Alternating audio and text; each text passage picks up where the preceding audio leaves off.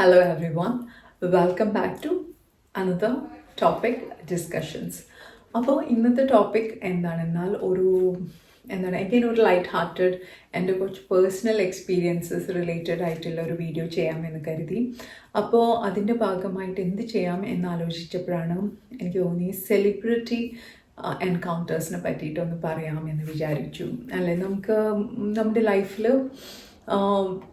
Celebrities എന്ന് പറഞ്ഞാൽ ഒരു ഹ്യൂജ് പേഴ്സണാലിറ്റീസ് ആണ്, ഒരുപാട് ആളുകൾ ആരാധിക്കുന്നവരാണ്. അപ്പോൾ അവരെ അടുത്ത് കാണുമ്പോൾ നമുക്കുണ്ടാകുന്ന ഫീലിംഗ് എന്താണ്, എനിക്കുണ്ടായ എക്സ്പീരിയൻസസ് എന്താണ് എന്നിവിടെ നിന്ന് ഷെയർ ചെയ്യാം എന്ന് കരുതി. എനിക്ക് വേറെ ഒരു ഹെവി റിസർച്ച് ചെയ്തിട്ടുള്ള ടോപ്പിക് ചെയ്യാനുള്ള ഒരു ടൈം എഫേർട്ടൊന്നും എടുക്കാനുള്ള സമയമില്ലാത്തത് കൊണ്ട് എന്തെങ്കിലും ഒരു ചെറിയൊരു ടോപ്പിക് എടുത്തിട്ട് റെക്കോർഡ് ചെയ്തിട്ട് ഇടാമെന്ന് വിചാരിച്ചത് കൊണ്ടാണ് കേട്ടോ ഈ ടോപ്പിക്ക് സെലക്ട് ചെയ്തത്. അപ്പോൾ ഒരുപാട് സെലിബ്രിറ്റീസിനെ നാട്ടിലായാലും ഓവർസീസ് ആയാലും മീറ്റ് ചെയ്യാനുള്ള അവസരങ്ങൾ ഉണ്ടായിട്ടുണ്ട്. അത് ജോബ് പ്രൊഫൈലിൻ്റെ ഭാഗമായിട്ടും എൻ്റെ അച്ഛൻ്റെ ജോബ് പ്രൊഫൈലിൻ്റെ ഭാഗമായിട്ടും ഹസ്ബൻഡിൻ്റെ ജോബ് പ്രൊഫൈലിൻ്റെ ഭാഗമായിട്ടെല്ലാം ഒരുപാട് സെലിബ്രിറ്റീസിനെ മീറ്റ് ചെയ്യാനും സംസാരിക്കാനുമുള്ള അവസരങ്ങൾ ഉണ്ടായിട്ടുണ്ട്. അപ്പോൾ അതിൻ്റെ ഭാഗമായിട്ട് അതിൻ്റെ ഒന്നും ഭാഗമല്ലാതെ ഉള്ള എക്സ്പീരിയൻസസ് പറയാമെന്ന് കരുതി. അപ്പോൾ അധികം ഞാൻ അവരുടെ പേരൊന്നും ഡിസ്കസ് ചെയ്യുന്നില്ല, എനിക്കുണ്ടായ എക്സ്പീരിയൻസസ് ഇവിടെ ഒരു ബ്രീഫായിട്ട് അവതരിപ്പിക്കാമെന്ന് കരുതി. ഓക്കെ, അപ്പോൾ ഫസ്റ്റ് എക്സ്പീരിയൻസ് ഞങ്ങളുടെ കോളേജ് കോൺവെക്കേഷൻ സെറമണിയാണ്. കോൺവെക്കേഷൻ സെറമണി എന്ന് പറഞ്ഞാൽ കോളേജെല്ലാം കഴിഞ്ഞിട്ട് നമുക്ക് സർട്ടിഫിക്കറ്റ്സ് എല്ലാം ഡിസ്ട്രിബ്യൂട്ട് ചെയ്യുന്ന, സർട്ടിഫിക്കറ്റ്സ് ആൻഡ് മൊമെൻറ്റും എല്ലാം ഡിസ്ട്രിബ്യൂട്ട് ചെയ്യുന്ന ഒരു സെറമണി ഉണ്ടായിരുന്നു ബാംഗ്ലൂർ വെച്ചിട്ട്. അപ്പോൾ അതിൻ്റെ ഭാഗമായിട്ട് അവിടെയുള്ള ഒരു വലിയൊരു സെലിബ്രിറ്റി ആണെങ്കിലും വേൾഡ് ഓവർ റിനൗണ്ട് ആയിട്ടുള്ള സെലിബ്രിറ്റിയാണ്. ഒരുപാട് ആളുകൾ വർഷിപ്പ് ചെയ്യുന്ന ഒരു വ്യക്തിത്വമുള്ള ഒരാളാണ്. അപ്പോൾ അങ്ങനെയുള്ള ഒരു സെലിബ്രിറ്റീനെയാണ് അവിടെ ഈ സർട്ടിഫിക്കറ്റ്സ് ആൻഡ് മൊമെൻറ്റോ നമുക്ക് ഡിസ്ട്രിബ്യൂട്ട് ചെയ്യാനായിട്ട് കോളേജ് ഇൻവൈറ്റ് ചെയ്തിട്ടുണ്ടായിരുന്നത്. അപ്പോൾ നമ്മളെല്ലാം ബെസ്റ്റ് ഓഫ് ആ ഡ്രസ്സിങ് അറ്റയർസ് എല്ലാം അവർ ഫോർമൽ ആയിരിക്കണം എന്നുള്ള ഡ്രസ് കോഡെല്ലാം നമുക്ക് കോളേജ് തന്നെ യൂണിവേഴ്സിറ്റി തന്നെ തന്നിട്ടുണ്ട്. അപ്പോൾ നമ്മളെല്ലാം സാരിയിലാണ്, നമ്മളങ്ങനെ യൂസ് ടു അല്ല. കോളേജസിലാണെങ്കിലും നമ്മളാരും അങ്ങനെ സാരി ഒന്നും ഉപയോഗിച്ച് അങ്ങനെ യൂസ് ടു ഒന്നുമല്ല. അപ്പോൾ എല്ലാവരും സാരിയാണ്, പിന്നെ ഹീൽസ് ആണ്. അപ്പോൾ എല്ലാവർക്കും കുറച്ച് ടെൻഷൻ ഉണ്ട്, അത്രയും സ്റ്റെപ്സ് കയറി സ്റ്റേജിൽ കയറണല്ലോ, ഇനി എങ്ങാനും ട്രിപ്പായാലോ, സാരി പിടിച്ച് മൊമെൻറ്റോ എല്ലാം ഇറങ്ങുന്ന ടൈമിൽ ട്രിപ്പായാലോ, അങ്ങനെയൊക്കെ ഒരുപാട് സ്ട്രെസ്ഡ് ആണ് എല്ലാവരും കേട്ടോ. പിന്നെ ഇത്രയും വലിയൊരു പേഴ്സണാലിറ്റിയുടെ കയ്യിൽ നിന്നാണ് നമ്മളിത് റിസീവ് ചെയ്യാൻ പോകുന്നത്. അങ്ങനെ ഒരുപാട് ചിന്തകൾ എല്ലാവരിലും ഉണ്ട്. എല്ലാവരും ടെൻസ്ഡ് ആയിട്ടാണ് നിൽക്കുന്നത്. അവരവരുടെ നെയിം വിളിക്കുമ്പോൾ നമ്മൾ സ്റ്റേജിൽ പോയിട്ട് വാങ്ങണം, അങ്ങനെയൊക്കെയുള്ള സിറ്റുവേഷനാണ്. അപ്പോൾ എല്ലാവരും കുറച്ച് സ്ട്രെസ്ഡ് ആണ്, ടെൻസ്ഡ് ആണ്. ആൻഡ് ഈ സെലിബ്രിറ്റിയുടെയും ഒരു ഹ്യൂജ് പേഴ്സണാലിറ്റിയാണ്. അപ്പോൾ എല്ലാവരും വളരെ താഴ്ന്ന് വണങ്ങി നിൽക്കുന്ന ഒരു സെലിബ്രിറ്റിയാണ്. ബിക്കോസ് അത്രയും മാഗ്നാനിമസ് ആയിട്ടുള്ള ഒരു പേഴ്സണാലിറ്റിയാണ്. ഞാൻ പറഞ്ഞില്ലേ, സെലിബ്രിറ്റി എന്നതിന് ഉപരി ഒരു വർഷിപ്പ് ചെയ്യാൻ മാത്രമുള്ള ഒരു ക്യാരക്ടറിസ്റ്റിക്സ് ഉള്ള ഒരു വ്യക്തിത്വമാണ്. അപ്പോൾ അറിയാലോ, അപ്പോൾ സെലിബ്രിറ്റിയെക്കാളും ഒരു പടി മേലെ നിൽക്കുന്ന ഒരു പേഴ്സണാലിറ്റി എന്ന് തന്നെ നമുക്ക് പറയാം. അപ്പോൾ നമ്മൾ എൻ്റെ പേര് വിളിച്ചു. അപ്പോൾ ഞാൻ കാണുന്നുണ്ട് ബോയ്സിനാണ് ആദ്യം തന്നെ കൊടുക്കുന്നത്, എല്ലാം ബോയ്സിനാണ് സർട്ടിഫിക്കറ്റ് ഡിസ്ട്രിബ്യൂഷൻ എല്ലാം ബോയ്സിൽ നിന്നാണ് സ്റ്റാർട്ട് ചെയ്തത്. അപ്പോൾ അവർ one after the other receive ചെയ്തു. ആൻഡ് ഈച്ച് പേഴ്സൺ അത് റിസീവ് ചെയ്തിട്ട് ഹാൻഡ് ഷേക്ക് ചെയ്തിട്ട് അവർ ഇറങ്ങിപ്പോയി. അപ്പോൾ എല്ലാവരും ബോയ്സിൻ്റെ കഴിഞ്ഞ വഴിക്ക് എന്നെ വിളിച്ചു. അപ്പോൾ ഞാൻ കയറിയപ്പോൾ ഞാനിത് റിസീവ് ചെയ്തിട്ട് ഞാൻ ഹാൻഡ് ഷേക്ക് ചെയ്യാൻ കൊടുത്തു. ഹാൻഡ് ഷേക്ക് ചെയ്യാൻ വേണ്ടിയിട്ട് കൈ മുന്നോട്ടാക്കി. അപ്പോൾ ഉടനെ അവർ ഹാൻഡ് ഷേക്ക് തരാതെ ജസ്റ്റ് നമസ്തേ എന്ന് പറഞ്ഞു. ഇനി കൈ കൂപ്പിയിട്ട് നമസ്തേ എന്ന് പറഞ്ഞു. അപ്പോൾ ഞാൻ വിചാരിച്ചു എനിക്ക് കണ്ടിട്ടുണ്ടാവില്ലായിരിക്കും എന്ന് കരുതിയിട്ട് ഞാൻ ഒന്നും കൂടി ഹാൻഡ് ഷേക്ക് ചെയ്യാൻ കൊടുത്തു. അപ്പോൾ ഒന്നും കൂടി കൊടുത്തപ്പോൾ എഗെയിൻ അവർ ഇങ്ങനെ നമസ്തേ എന്ന് പറഞ്ഞിട്ട് അവർ അങ്ങനെ പറഞ്ഞു. അപ്പോൾ എനിക്ക് മനസ്സിലായി അവർ ഹാൻഡ് ഷേക്ക് ചെയ്യില്ല എന്ന് കരുതിയിട്ട് ഞാൻ ഇറങ്ങിപ്പോകുന്നു കേട്ടോ. എൻ്റെ ഫ്രണ്ട്സ് ഇത് കണ്ടിട്ട് അവർ ഭയങ്കര പുള്ളിങ് ആയിരുന്നു കേട്ടോ. അവർ ഭയങ്കര പുള്ളിങ് ചെയ്തു.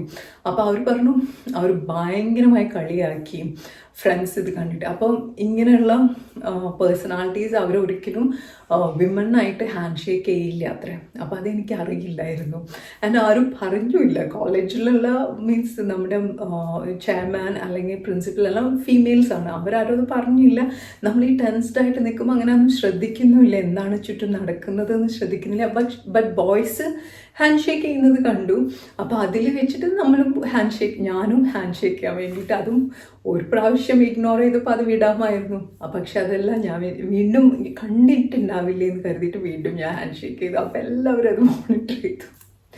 അങ്ങനെ ആ ഒരു എക്സ്പീരിയൻസ് ഭയങ്കര ഫണ്ണി എക്സ്പീരിയൻസ് ആണ്. എൻ്റെ ഫ്രണ്ട്സ് എല്ലാം കളിയാക്കി കൊന്നിട്ടുണ്ടായിരുന്നു.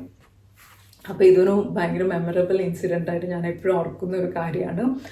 പിന്നെ സെക്കൻഡ് ഇൻസിഡൻറ്റ് അത് നടക്കുന്നത് ഞങ്ങൾ ഫാമിലിയിലായിട്ട് ചെന്നൈയിലുള്ളപ്പോഴാണ്. അപ്പോൾ അഗെയിൻ ഞങ്ങളുടെ നെയ്ബേഴ്സ് അവരും ഇങ്ങനെ ഒരു ഫേമസ് പേഴ്സണാലിറ്റീനെ കാണാൻ വേണ്ടിയിട്ട് പോവുകയാണ്. അപ്പോൾ എന്നോടും ജോയിൻ ചെയ്യാൻ പറഞ്ഞു. അപ്പോൾ ഞാൻ ഓക്കെ എന്നൊക്കെ പറഞ്ഞ് സന്തോഷത്തോടു കൂടിയിട്ട് അവരുടെ ഒപ്പം പോയി. അപ്പോൾ എൻ്റെ ലൈഫിൽ ഇത്രയും ഒരു ഹ്യൂജ് ഗ്യാതറിങ്, ഓക്കെ, ഇത്രയും എനിക്കറിയില്ല. അവിടെ ആയിരക്കണക്കിന് ജനങ്ങളാണ് അന്ന് അവിടെ ഉണ്ടായിരുന്നത്. അത്രയും ആളുകളുള്ള ഒരു ക്രൗഡ് എൻ്റെ ലൈഫിൽ ഞാൻ അന്നാണ് ആദ്യമായിട്ട് കാണുന്നത്. ഞാൻ സ്കൂളിൽ പഠിക്കുന്ന സമയത്താണ്. അഗെയിൻ ഇവരെ സെലിബ്രിറ്റി എന്നതിനപ്പുറം ഒരു വർഷിപ്പിംഗ് കൈൻഡ് ഓഫ് പേഴ്സണാലിറ്റി ഉള്ള ഒരാളാണ്. ഒരുപാട് ആളുകൾ ഇവരെ ഭയങ്കരമായി വർഷിപ്പ് ചെയ്യുന്ന ഒരു പേഴ്സണാലിറ്റി കൂടിയാണ്. അങ്ങനെ നമ്മളവിടെ വെയിറ്റ് ചെയ്യുകയാണ്. ഇവരുടെ പ്രസംഗം, ഇവരിങ്ങനെ പ്രാർത്ഥിക്കുന്നു, അവർ ചിരിക്കുന്നു, അവരിങ്ങനെ ഒരുപാട് പൂജകൾ ചെയ്യുന്നു. അപ്പോൾ അതൊക്കെ കണ്ടിങ്ങനെ മെസ്മറൈസ്ഡ് ആയിട്ട് നിൽക്കുകയാണ്. ഞാൻ എൻ്റെ ലൈഫ് ടൈമിൽ ഞാൻ പറഞ്ഞതുപോലെ ഇത്രയും ഒരു ജനങ്ങൾ കൂടുന്ന ഒരു സ്ഥലം ആദ്യമായിട്ടാണ് എൻ്റെ ലൈഫിൽ ഞാൻ കാണുന്നത്. മേ ബി ഒരു മാക്സിമം 1000 to 2000 ആളുകളുള്ള വല്ല ഫങ്ഷൻസോ മാരേജ് ഫങ്ഷൻസോ ഒക്കെ അറ്റൻഡ് ചെയ്തിട്ടുണ്ടായിരിക്കാം. അതിലുപരിയുള്ള ആളുകൾ ഗ്യാദർ ചെയ്യുന്ന ഒരു ക്രൗഡിനെ അന്നാണ് ഞാൻ ലൈഫിൽ ആദ്യമായിട്ട് കാണുന്നത്. എല്ലാവരും ഒരേ സിങ്കിൽ പാട്ട് പാടുന്നു, ചാൻറ്റ് ചെയ്യുന്നു, അങ്ങനത്തെ ഒരു എൻവയൺമെൻറ്റ്. അങ്ങനെ അപ്പോൾ ഇത് കഴിഞ്ഞ വഴിക്ക് എല്ലാവരും പോയിട്ട് ക്യൂ നിന്നിട്ട് ഇവർ ഹഗ് ചെയ്യാണ്. ഇവർക്ക് ഹഗ് ചെയ്യുകയാണെങ്കിൽ ഹഗ് ചെയ്യണം. അപ്പോൾ നമ്മളോടെല്ലാം പറഞ്ഞു ക്യൂ നിന്നിട്ട് ഹഗ് ചെയ്യുമ്പോൾ നമുക്ക് എന്തെങ്കിലും വിഷ് ഉണ്ടെങ്കിൽ അവരോട് പറയാമെന്ന് പറഞ്ഞു. അപ്പോൾ ഇവരെല്ലാം എൻ്റെ നെയ്ബർ എന്ന് പറയുന്നവർ ഇതിന് മുന്നേ ഇങ്ങനെയുള്ള ഗ്യാതറിങ്സിന് പോകുന്ന ആളുകളാണ്. അപ്പോൾ എൻ്റെ ലൈഫിൽ ഇത് ആദ്യമായിട്ടാണ്, ആൻഡ് ആദ്യത്തെ എക്സ്പീരിയൻസ് ആണ്. അപ്പോൾ എനിക്കറിയില്ല. അപ്പോൾ ഇവരെന്നോട് പറഞ്ഞു എന്തെങ്കിലും ഒരു വിഷ് മനസ്സിൽ കരുതിയിട്ട്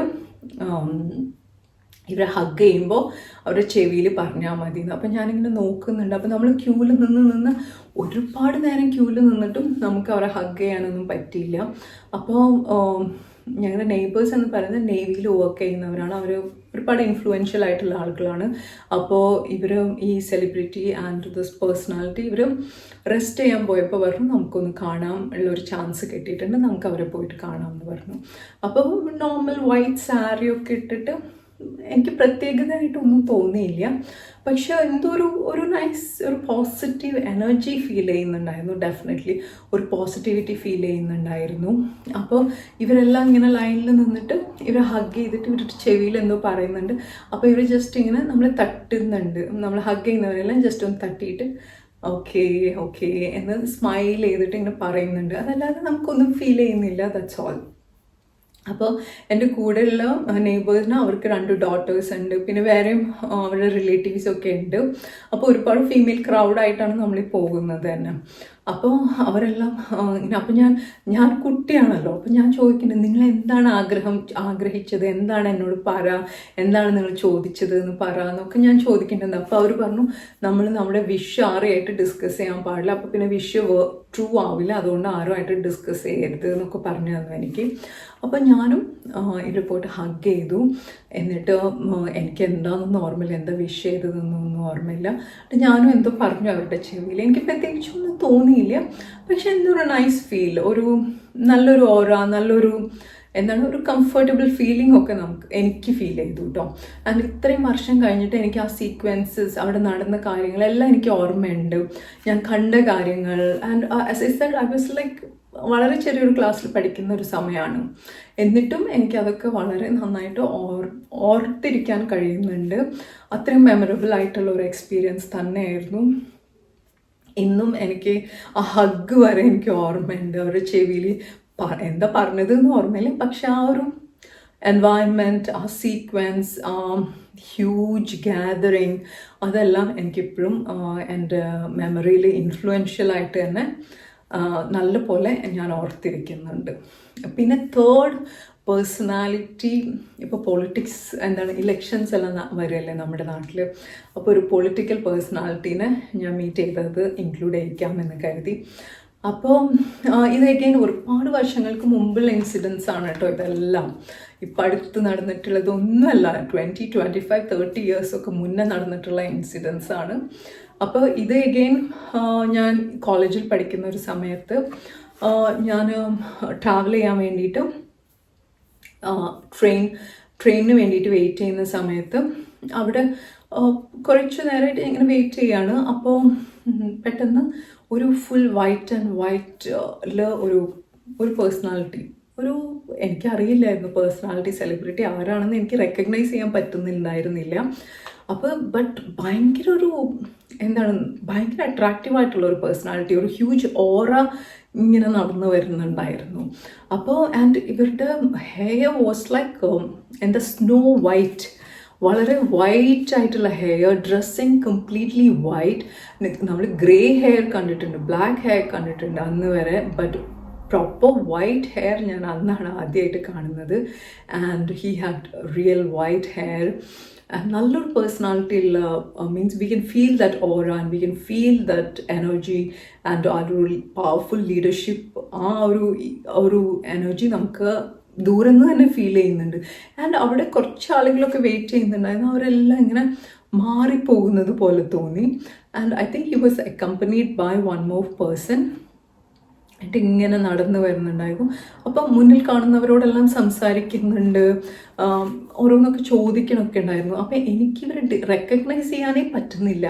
കാരണം നമ്മൾ ന്യൂസ് പേപ്പറിലോ ടി വിയിലോ കാണുന്ന എനർജി അല്ല റിയലില്. ഇറ്റ് വാസ് ലൈക്ക് മാഗ്നാനിമസ് ആയിട്ടുള്ള ഒരു പേഴ്സണാലിറ്റി ആയിരുന്നു.